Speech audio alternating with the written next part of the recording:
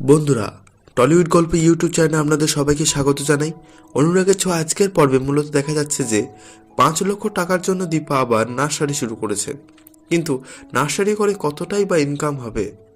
দীপা বাচ্চাদের স্কুলে দিতে গিয়ে হেডম্যামের সাথে দেখা করতে যান স্কুলের ফি এর ব্যাপারে কথা বলার জন্য।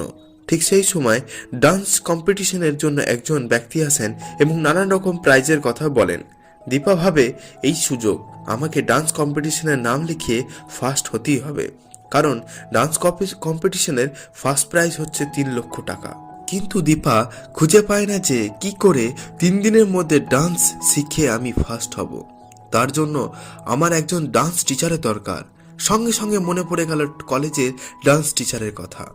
দৌড়ে গিয়ে ডান্স টিচারের কাছে যাই, গিয়ে বলে আমাকে 3 দিনের মধ্যে তৈরি করে দিতে হবে। ডান্স ম্যাম বুঝতে পারেন দীপা খুব বিপদের মধ্যে আছে, তাই সে ডান্স শেখানোর জন্য রাজি হয়ে যায়।